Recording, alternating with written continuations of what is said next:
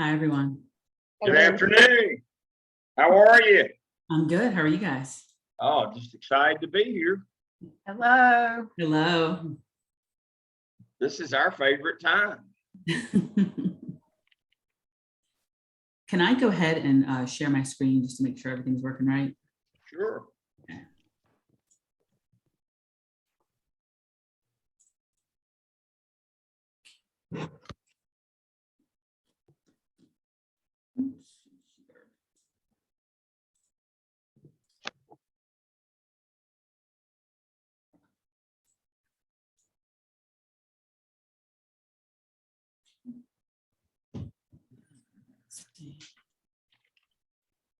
Looks good. Perfect. I'm going to close out all the other windows that I have open on my computer.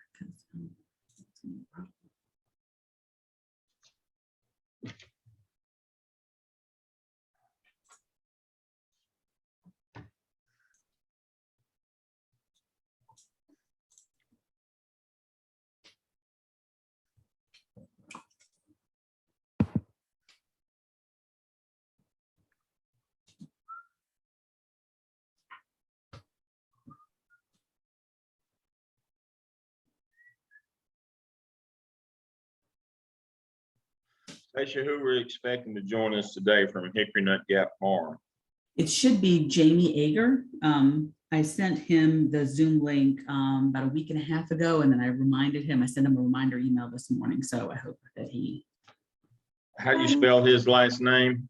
Ager.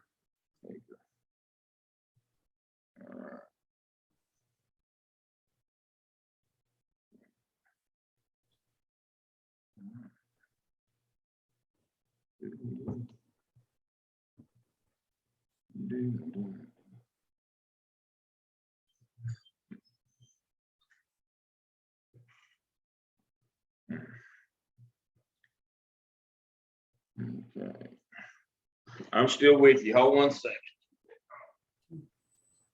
And if my audio and video starts to drop out or act weird, just let me know and I can turn my camera off. I'm in the country and our internet is not always reliable.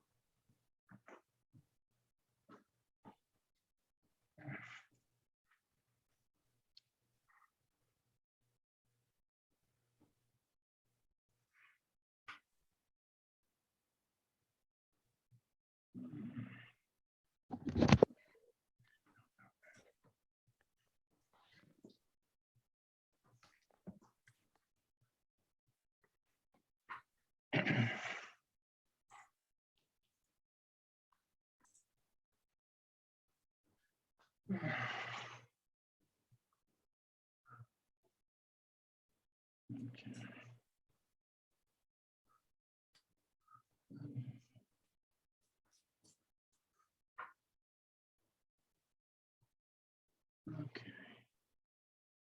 That's ready. Received the email.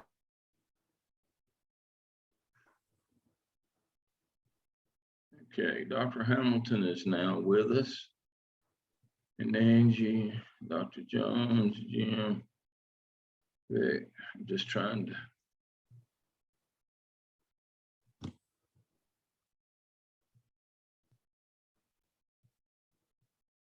Make sure that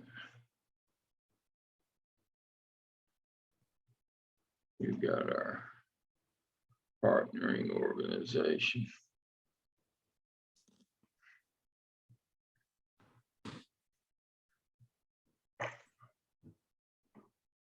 I'm going to text him right now. Okay.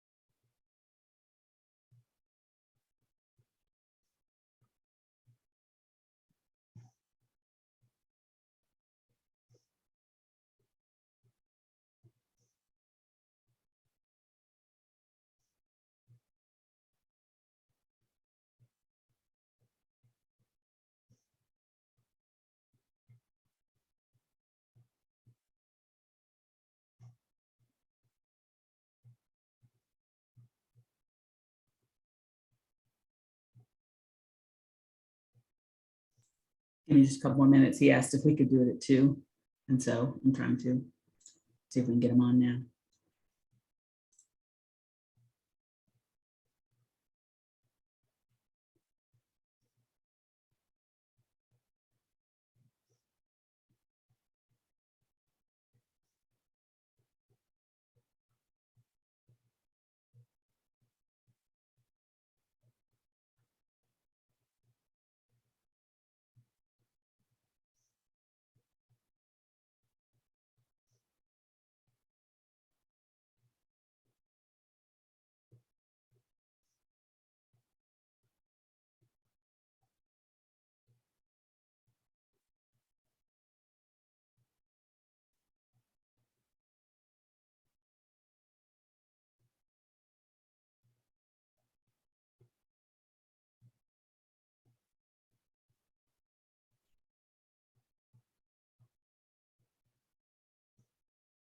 Okay, he's hopping on now. Okay, great.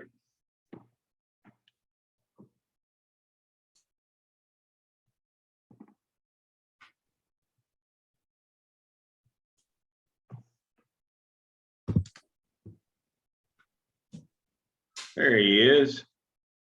All right. Good afternoon. Welcome. Thanks for having me. We appreciate you being with us today, Mr. Baker. We're going to go ahead and get started.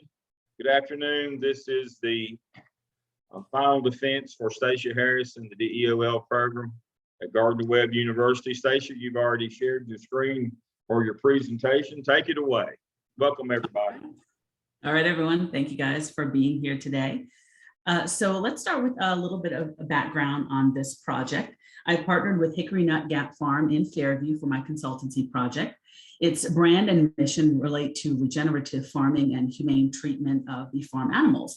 Alongside partner farms, the company raises cows, pigs, chickens using this model and philosophy. They serve customers through their retail store, online orders, and they also sell to grocery store chains. The organization maintains several separate locations as part of their business operations. So this includes the farm and event center, a retail store, warehouse, and pre-pandemic a corporate office. As part of my early conversations to get to know the organization, I was told that a main challenge that they felt that they faced was a lack of consistent culture across the several locations that comprise Hickory Nut Gap. Their desire for culture change is the central challenge to this project, and there were several secondary challenges that were revealed through data collection. So the qualitative tool that I chose that seemed to be a good fit for this project is the Daniel Dennison survey as part of Leading Culture Change in Global Organizations text, which we studied several semesters ago. So again, using this tool, several other secondary challenges were revealed. So I conducted action research and combined my qualitative and quantitative data to arrive at suggestions. The partner company is seeking a culture change, and this required a blending of the two frameworks to create a sound foundation for research. So one of the goals that I had for this project, as I sort of thought through the process of gathering data and coming up with suggestions, is how could I turn this into a model that could be used for other organizations as a consultant. So just learning the process of doing research and again, tying that back to directly to the challenges that an organization is facing. So we know that organizational culture is crucial to success, yet it is incredibly difficult to thoroughly understand, and when needed, change. This mixed method study examined the specific culture at Hickory Nut Gap to better define challenges and opportunities for growth. Using data and published research on organizational culture, this consultancy yielded some custom strategies to help Hickory Nut Gap create a consistent culture and also address other specific challenges that were revealed through research. So my hypothesis is HNG is a growing organization. Leaders must prioritize managing the culture across the organization. Spread across multiple locations, there is a lack of cohesiveness. As the company continues to grow without a strategy to create that consistent company culture, it could lead employees to feel disconnected and disengaged from the larger mission, vision, and goals of Hickory Nut Gap. So my objectives for this project included: the project will help create a seamless culture across the organization. I'm recommending leadership and capacity building training for all staff to not just help them tackle current issues, but to be ready to handle any future challenges that may present themselves. My suggestions will center around cultural change and building leadership capacity. So the organization has some great growth goals, and it's important that they sort of solidify and identify and build capacity in all of their staff to ensure that those goals can be reached. So HNG is a growing family-owned business, and they already possess many strengths per the data that was collected, and these strategies will serve to simply enhance strengths that already exist. So here's a look now. We'll start with my quantitative summary. So the tool that I chose to help with this part of the culture analysis is the Denison Culture Analysis tool. So as I described to the employees when I sent them the invitation to take the survey, this particular survey assesses employees' perception of 4 drivers for high-performing organizations. And you can see them there on your screen: mission, adaptability, involvement, and consistency. I felt this was a useful tool that was made for organizations that are interested in culture change. And of course, the purpose of the study is to determine where those growth areas are, and be very specific and intentional in how I analyze them. So this is a valid and reliable tool, which is a key marker for effective analytical tools. That's part of the reason why I chose this particular survey. So what I also liked about this survey is I feel like we have a baseline for data, and I believe that this same survey can be given to staff year over year, again, just to measure where they sit in relation to these four drivers for a high-performing organization. So in the Denison text, which we all studied several semesters ago, the authors explore this concept of unifying subcultures in an organization. While the text is written for global conglomerates, I do think the concepts are still valuable for my consultancy project. The culture survey can help ascertain how each subculture views and perceives the organization. The data is important as it will affect my ultimate proposals and to improve and unify culture. So I surveyed leadership and staff separately just to see if there was an overall difference in tone in the responses, and we will go over those specifics here in the next slide. So one element that I did want to address was how the pandemic impacted the project. When I first started meeting with HNG staff, it was before the pandemic hit. And so my intention was to spend the summer of 2020 observing the staff in their various locations. So of course, when everything shut down, I was able to attend staff meetings virtually, which was of course, very, very helpful. So I was able to modify my research and work around pandemic disruptions. But another interesting question that came up as I was thinking through this presentation is and this would relate to the implementation, is how the pandemic has impacted the attitude of staff now that the closures are lifting and we're sort of getting back to normal. So here is a breakdown, and we'll first start with the leadership responses. There were 7 members of the leadership team and 5 completed the survey. It's on a Likert scale, so I analyzed the frequency of each response. For the majority of the questions, 31 of them, the most frequent response was agree. The response disagree was the most frequent for 14 of the questions, and 3 were a tie. It should note that strongly disagree was only the response 4 times, and 3 of those from the same respondent, and the same thing, strongly agree was the response only 7 times, 5 of those with the same respondent. So they're outliers, but worth noting. So let's switch gears and look at the staff results. So 10 out of 25 employees responded. The vast majority of the questions received an agree, so that's 35, or strongly agree, 5 questions got that, or a tie between agree and strongly agree. 5 questions had a high frequency of disagree, and 1 was an even split. So for the purposes of the analysis, let's look at the 19 questions that received unanimous or nearly unanimous positive feedback. So I thought this was really helpful. So overall, the survey results do show some agreement on the existing strengths within HNG. The mission vision of the organization are clear. The staff feel heard, seen, and empowered and involved in the organization. And there is a sense of team. They feel the organization is consistent in its values and operations, and the employees feel the organization is adaptable and can learn and grow from mistakes. So I won't read all of these questions, but just sort of highlight the ones that sort of stuck out to me. There's a long-term purpose and direction for the organization. Leaders and members have a shared vision of what the organization would do in the future. Our leaders have a long-term vision. Leaders practice what they preach. There is a clear and consistent set of values that govern the way the organization does business. Business planning is ongoing and involves everyone in the process. Members work as a team.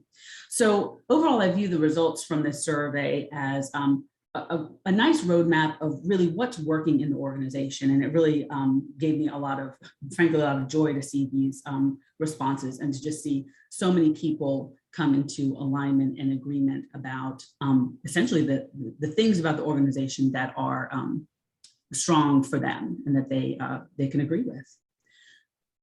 So I do want to look at the questions that had almost unanimous, the same answers to. So generally the strengths of the organization exist among the concepts of involvement, mission, consistency, and adaptability. So here are some subcategories that we do want to look at. So these are the questions that are in disagree with the highest frequency. Our approach to doing business is very consistent and predictable. It's easy to coordinate projects across different parts of the organization. Authority is delegated so that members can act on their own. All leaders have a deep understanding of the wants and needs of staff. The organization's leadership ensures that the staff is informed about what's going on. Information is widely shared so that everyone can get the information they need when it's needed. So what strikes me about these results is they do seem to mirror what the CEO said from the very beginning of this process. HNG just doesn't have that consistent company culture, and every different office sort of feels like its own separate organization. It also seems that there are some barriers to communication. So as I'll discuss later, there are strategies and ideas that I will share that directly address these survey results. So here's a look at my qualitative summary. For this portion, I conducted interviews, observations, and analyzed various documents. So for example, I know the owner sends out a weekly newsletter updating staff on business happenings, and the newsletters I think are definitely helpful for staff, but the question I ask myself is this information being delivered in a way that will resonate with everyone equally? As Shine discusses, organizational culture is created through artifacts, espoused beliefs, values, and behavioral norms, and basic underlying assumptions. Observation of staff members in their respective offices is part of qualitative research, but unfortunately due to COVID restrictions and my own personal health concerns, I didn't have as much in-person interaction as part of the research, but I was still able to spend time with staff members virtually, and so that was very helpful. So the purpose of these types of interactions will help me see patterns and relationships among the building blocks of culture. And this analysis, as discussed by Shine, helps me understand the essence and DNA of culture of the organization as a whole, as well as any subcultures. So I can speak to some of the observations, interviews, and documents that I collected. First, after initial interviews with the co-owners and COO and observing staff meetings, I feel like the overall mission and vision of the organization really does resonate with the staff. The co-owner, Mr. Ager, is passionate about regenerative farming, and the HNG brand is rooted in a commitment to locally sourced and sustainably and humanely farmed livestock. And this does seem to be a shared passion amongst the staff. So in an interview with the other co-owner, Amy Ager, she confirmed what I've been told by some other staff members. Before the pandemic, the organization was growing almost faster than they could scale their services. So they were facing challenges on how to source more product. So in hearing those growth goals, one of my recommendations will center around how to help leadership team and really all the staff members be able to stretch themselves and meet these new demands and challenges. According to the former COO, when the pandemic hit, there was a little bit of chaos. I think everyone experienced that, but the company was able to quickly pivot and expand its retail footprint. They learned how to operate in a virtual space utilizing online sales while the retail store was closed. So that was a positive development. So the COO kind of summed up the situation sort of in his words, saying that he felt the company's growth and success was driven by just organic talent from within and then a natural demand for these types of products by consumers.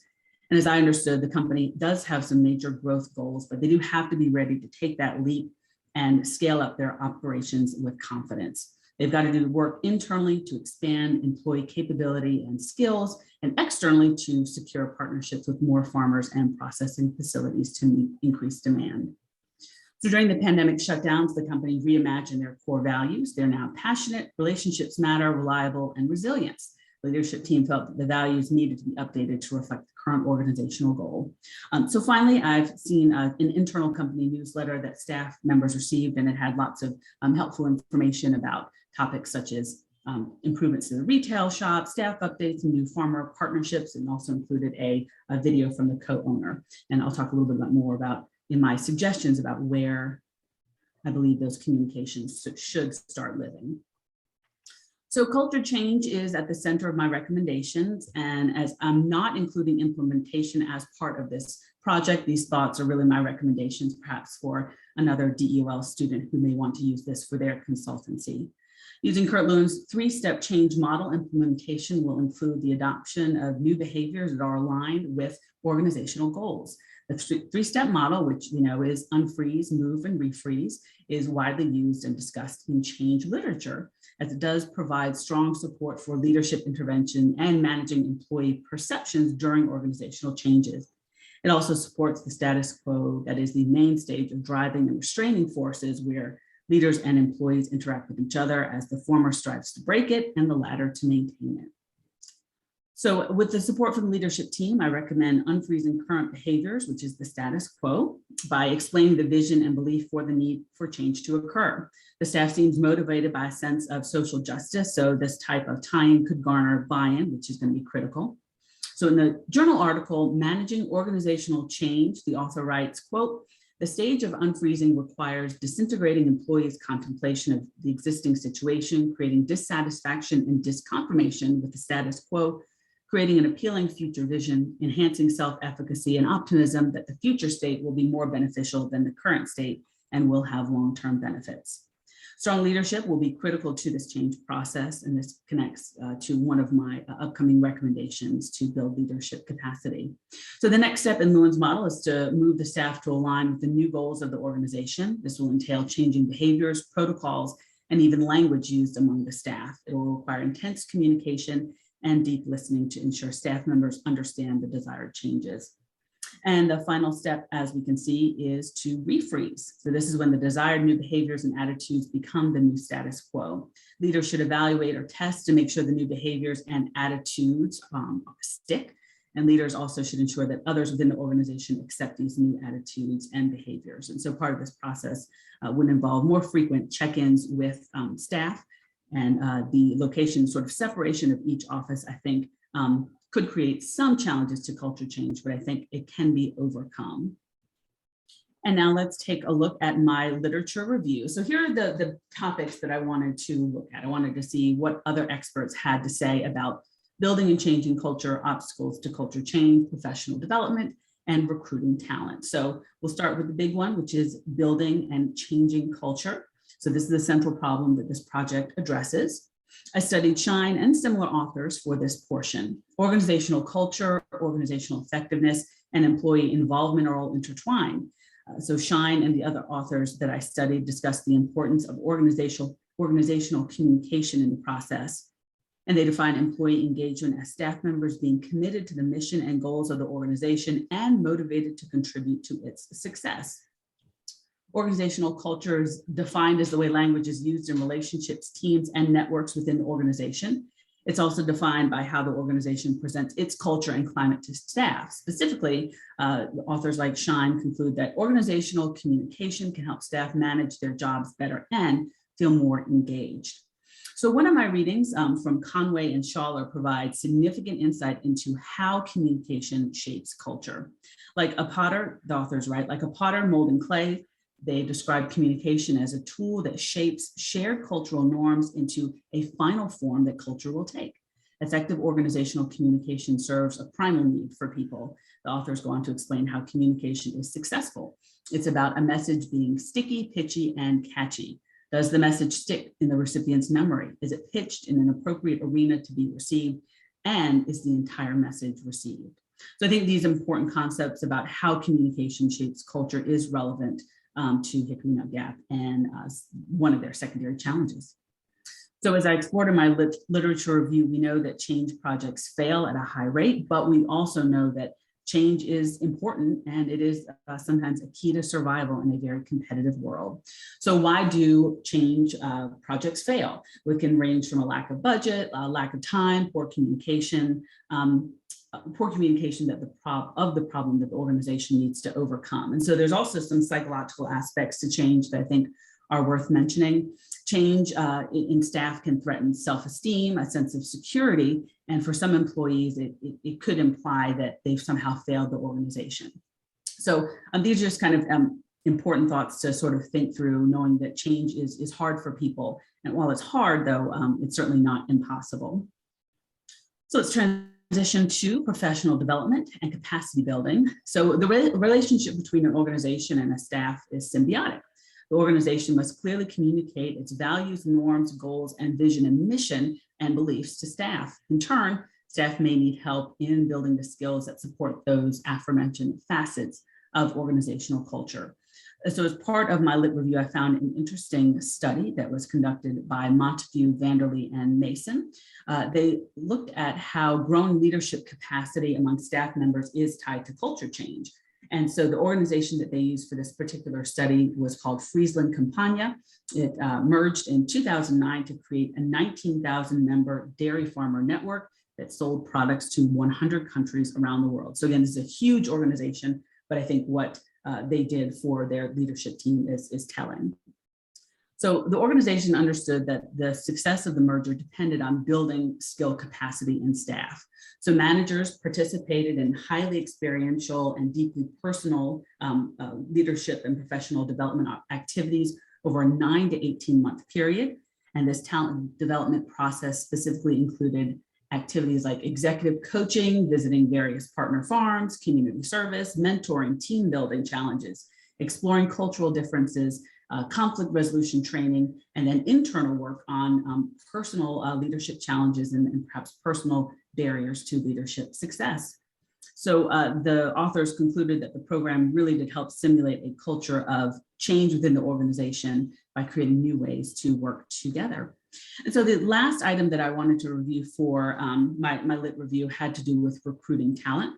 So another aspect of shaping and molding staff in a way that's culturally relevant is the process of recruiting and retaining staff. As Hickory Nut Gap looks to its long and short-term goals, it's undeniable that recruiting and retaining the right people is going to be critical for success. But especially in the last year, if you've tried to hire for a job opening, you know that there are currently challenges to organizations in that talent recruitment process. So salaries and benefits can be a driver of employee motivation. These factors can be overshadowed by other workplace expectations, And top performing employees, the research says they're looking for a challenging environment, but challenging in a healthy way, but also provides opportunities for growth. So I think that recruitment begins with consistent employer branding. This is defined as the functional, economic, and psychological benefits that an organization can provide employees. The organization must embody characteristics that are appealing to a certain type of employee, ideally one that is attracted to and aligned with the mission, vision, and strategy of the organization. So this whole process can impact how stakeholders and potential employees view the organization. It's relevant research that's beneficial to HNG. An organization has to be clear about who they are and what experience they will offer an employee. I think this intentional focus on branding and attractiveness can impact the kinds of candidates that apply for jobs and certainly strengthen the loyalty of current employees. So based on survey data and based on my literature review, here are the recommendations that I have for Hickory Nut Gap. So going back to the Denison survey, this revealed lots of strengths and opportunities for growth for the organization. Overall, we know that staff is committed to the mission and vision of Hickory Nut Gap. They earn high marks in the categories of involvement, empowerment, and team. And this was a nearly universal sentiment among respondents. I think this will be helpful during implementation of these strategies. So the first recommendation is to work with their web developer and create an employee intranet. This would be a password protected section of the website where employees can access various HR-related items such as employee manuals, their timesheets, paycheck information. And this is also where all internal communications should live. I think they should all still be emailed out to staff, but and I think that practice should continue, but I think the information should live where employees can easily access it and revisit it if necessary. Communication should be short and frequent. And I also think just as a part of creating that conversation and allowing an opportunity for feedback, I think the employee intranet should include a form to allow staff to anonymously report any concerns or provide feedback. So on this intranet site, I think all onboarding and training documents should be posted. I do think those documents should be evaluated at least twice a year just to make sure they're still accurate. And especially since all of the pandemic disruptions, I think all the documents should be evaluated and updated as needed. And leadership can work with key staff members for their feedback and any relevant updates to processes or procedures that maybe they discovered how to do things better now that we're kind of getting over the pandemic. And of course, as the staff innovates more efficient ways to complete tasks or experiences any great breakthroughs when dealing with a challenging situation, the training manual should be updated to include that new revelation. I think the design of the site is also crucial. I think it should incorporate the new mission, vision, and values of the organization, those core values of passionate, relationships matter, reliable, and resilience. I think these values are relevant, honest, and speak to the beliefs and goals of HNG. So I think these values should somehow be incorporated into the design so staff members can essentially memorize them, get to know them, and have that be part of their shared experience. So moving to employee recruitment and retention, like many businesses post-pandemic, HNG reports challenges in finding qualified and diverse job candidates. Per my literature review, staff recruitment begins with consistent marketing, branding, and communication of company values. This can boost the organizational attractiveness to potential job candidates. So I recommend that the marketing department design a campaign specifically around highlighting staff members, their role in the organization, how their personal views align with what they do as well. And all this content can be on social media and also posted to the website. So speaking of, social media is an important tool for staff recruitment.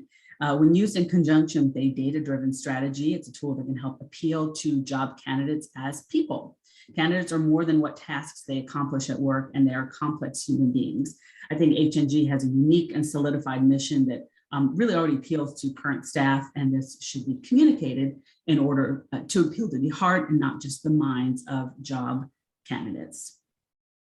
So I think there's already a page on the website that has web staff bios. I think those are all great.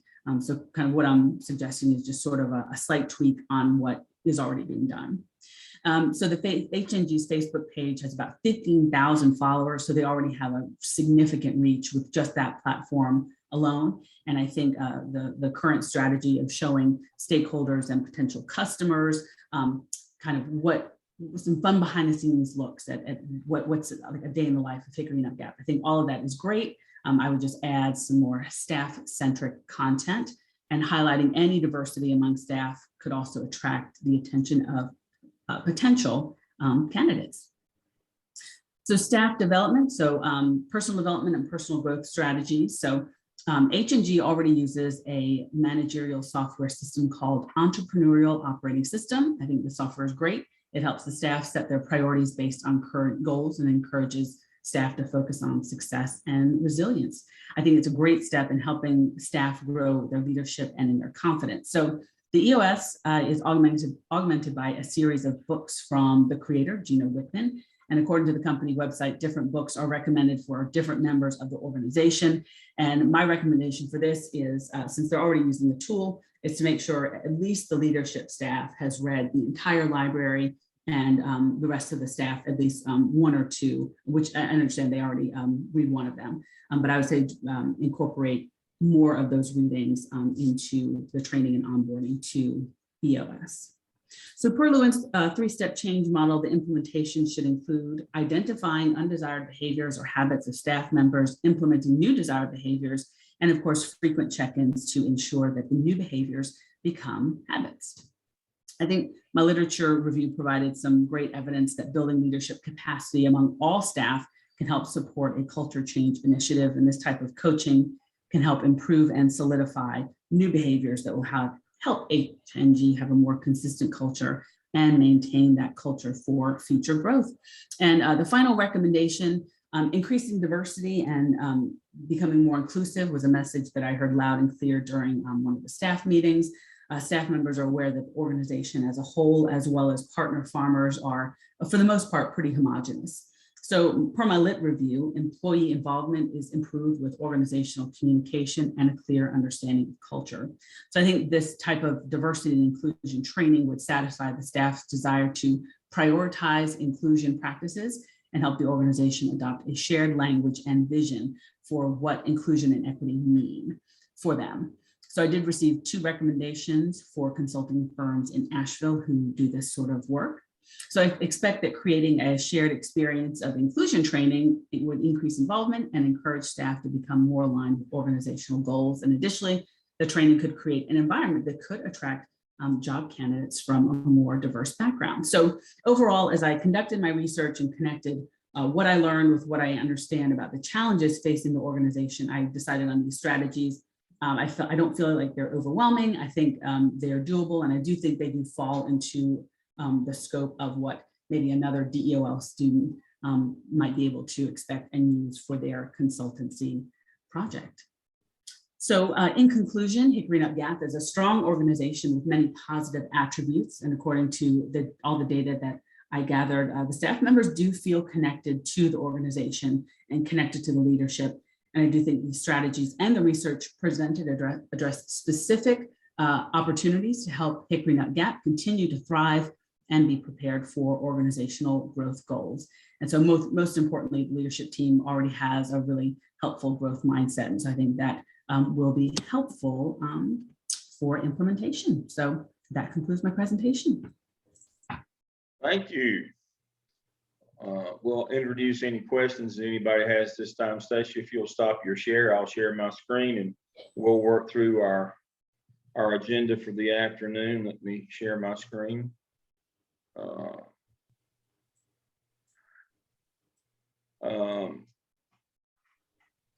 I think you answered all your questions. Obviously, Dr. Hamilton, Dr. Jones and I are your committee. I think you answered all those questions. And so the first 5 are from your presentation. And so you answered each of those. I would circle back to your theoretical framework. I guess, and that's probably what surprised you or what you would do differently based on what you thought you would find going in from your theoretical framework, from your lit review, as opposed to what you did find. That's always the question. We ask you to go back and reflect. Mhm. So I think the eureka moment that I had was just using the survey data, like not just stopping with, here's the perceived problem, and then of course here's how we can fix it. I think having access to that data was really helpful. And it was also really helpful just to see how the staff really coalesced around these really specific issues. And so I thought that was positive. And as we saw, something like 30 something of the questions all got an agree or strongly agree. So again, I think that shows a lot of strength in the organization that I would not have found had I not taken that step to collect that data. So it shows the importance of not just walking into a situation and assuming you know everything. Yes, I understand. How have you applied the coursework that you've done in the DEOL program to your day-to-day interactions in your current role? So I think it's just made me more conscious and more self-aware of the words that I say and the behaviors that I display, to know that there are people on my team watching me and looking to me for guidance on sort of how to respond to situations. I say I kind of started down this process of trying to become a better leader when I got my first job as a manager at a real small TV station. And the job that I applied for, I was just over one person, and it was in creative services. So I worked closely with sales and with clients. And then we underwent a round of layoffs. And all of a sudden now I became the manager of a team of 4, but no one taught me how to manage. No one taught me how to lead. They just handed me these people and said, go for it. And so that kind of started me down this path of understanding the importance of practicing leadership, learning all that you can learn about it, and again, using what I've learned on a day-to-day basis and really not letting the hecticness and the craziness and the sense that I'm only a firefighter. My only job is to put out fires, and that's not true. I mean, my job is to be strategic and to put my staff first, and to make sure that I'm protecting them as much as I can from kind of those same distractions, to make sure that we can all be successful. Okay. Which of the courses in the DEOL sequence, I know there were 9 of them, which of those impacted you the most and why? I think really among the first ones that we took were really helpful in just sort of changing my mindset and really helping me dig into this notion of, as a leader, and to develop my personal leadership, I have to know who I am. I have to know my strengths and weaknesses, and I have to be willing to accept that and work on it. And so I think those were really helpful in sort of beginning that process. Okay, I think you've answered all the other questions you'll have on the list here. My final question always is Gardner Webb's motto, Pro Deo et Humanitate, for God and humanity. What have you done, or what have you learned, or what do you plan to do as a result of this DEOL program to serve God and humanity? So I think now that I have a little more free time on my hands, I am looking forward to more volunteer opportunities in the community. Not necessarily be a volunteer consultant per se, but to just be a present in maybe local organizations that don't have access to someone with my skill set, and to just be helpful and sort of help them in their purpose. Like I love animals, and so I want to start volunteering with either the Humane Society or Brother Wolf here in Asheville. And so, my hope is to bring what I've learned, to them, to help that organization perform better and reach their goals, which are my goals too. Excellent. Well, my part is over with now, and so thank you. You've done an excellent job. I've enjoyed working with you, and I appreciate your dedication to your project. Mr. Egger, thank you. I'll turn it over now to Dr. Hamilton, who will begin with our questions for the partnering organization supervisor. Dr. Hamilton. Hey, thank you, Dr. Lamb. Stacia, great project, very thorough. I really enjoyed watching your presentation. As full disclosure, in research, we have to disclose any biases that we have. And Mr. Egger, I'll tell you, my wife and I are Raven fans of Hickory Nut Gap Farm. So that being said, I was not the chair of this committee, so that bias did not impact in any way how she did on that. But we are big fans of Hickory Nut and Gap Farm, and I'm so glad that we had a different type of organization that one of our students could partner with. A lot of our students partner with similar types of organizations. So first of all, Mr. Egger, thank you so much for allowing Stacia to partner with you and learn about leadership. This is a program about leadership as a practice, about learning who you are and actually practicing rather than just writing a paper or something, which anybody can do that. But this was a chance to interact and be able to practice what you learn. You know, you learn in the book, but then you got to go out and do some of it. And I heard a lot of good things from what Stacia said. So my question to you, Mr. Egger, if you just want to elaborate on this, how has Ms. Harris's work with you impacted your organization that you are aware of? Yeah, and thanks for being a customer. Always appreciate that. And you know, I think what this was helpful for us as an organization is the intentionality behind culture work and doing our part as leaders to make sure that we're doing the sort of day-to-day activities around communication, around you know, sort of building in the processes that are going to drive outcomes that ultimately creates a unified team approach to solving problems. And something that's a little bit unique to us is, you know, we are a farm out here in Fairview, and we also sort of built a wholesale company. And those are pretty divergent business activities as they continue to grow. And so, you know, when you're head down working on one, you don't really notice what's going on in the other. And it's appropriate to have kind of separate divisions, so to speak. But what we noticed before Stacia kind of came on and made some recommendations was that there was sort of two different cultures developing, which is just difficult to manage. And so being able to kind of get in front of that and try to drive some you know, common threads that connect the two is super important.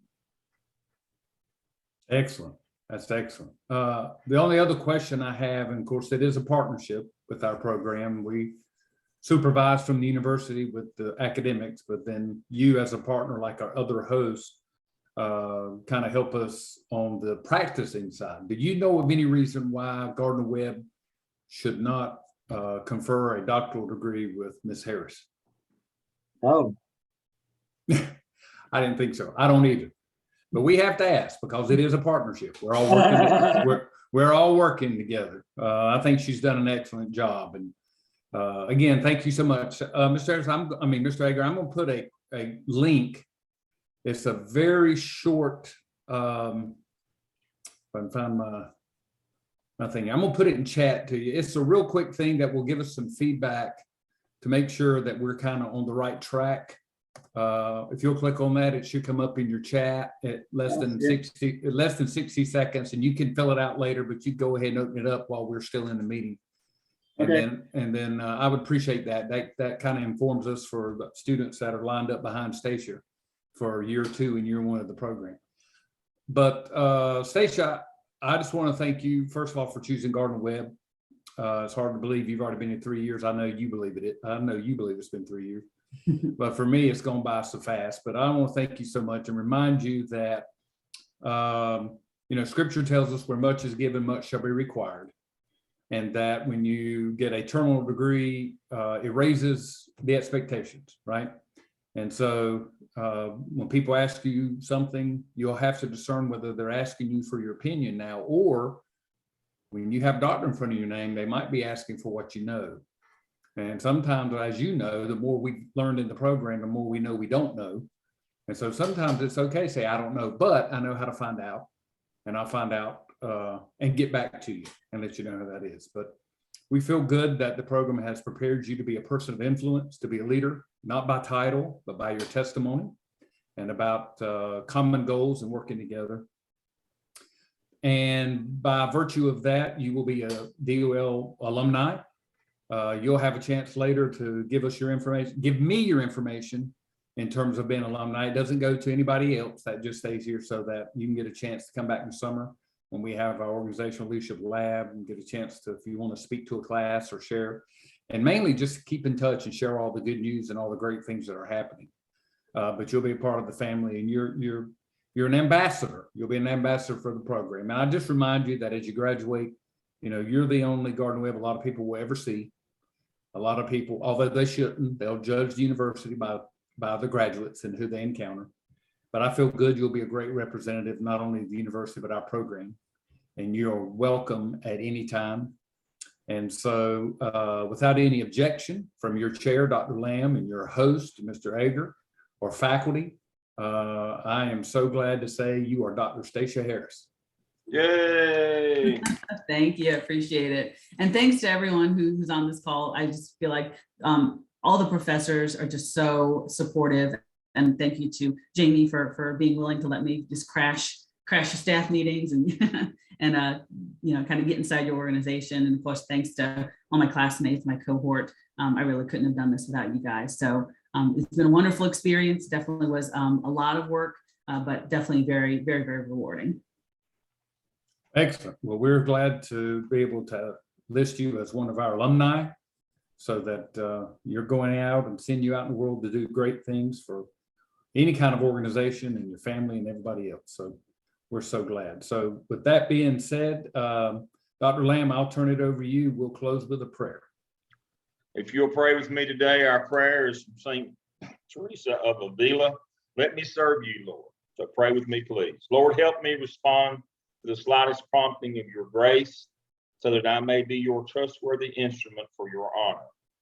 May your will be done in time and in eternity by me, in me, and through me. Amen. Amen. Yay! Congratulations. Thank you so much. Hey, All Stacia, right. I hope you'll come back in December for graduation. Yes. Yep. You'll Will get do. all the details about the when and the where and all that stuff. So I look forward to seeing you in December. Absolutely. So I'm safe to go ahead and buy my cap and gown now, I guess. I think You're- you're safe from our end. Yeah, yeah, we're gonna hood you in December. Please remember that there are two commencement ceremonies now. I think if we do the one like we did in this past December, we have the universities in the morning, and then around lunchtime we do the College of Ed one. And so there'll be more details coming, but please remember it's hopefully just a one-day Saturday deal, and not the Friday, Saturday deal that we normally do in the spring. So hopefully more folks, if we get that word out, we're hoping more folks will come, because we would love for you to come and share with us that day. Absolutely. We'll be That there. makes it a lot more doable for folks. And so that's a good thing. Dr. Jones, you have a closing comment for us? You've been a great EOL student, a student of leadership, and I know you will continue to learn and do well and make a positive impact on every organization that you work with. So congratulations. Thank you. I appreciate it. I've enjoyed our time. It's been wonderful. I know you'll be great. You Thank are the you, guys. embodiment of what we hope to do with our folks. Again, Mr. Ager, thank you. To our DEOL students who are with us today, Jim, Vicki, Jonathan, thank you for joining us. I will get the video out later today, share it all with you. So again, Stacia, congratulations. Thank you, guys. Y'all Everybody have have a a great day. good day. Bye. Bye-bye.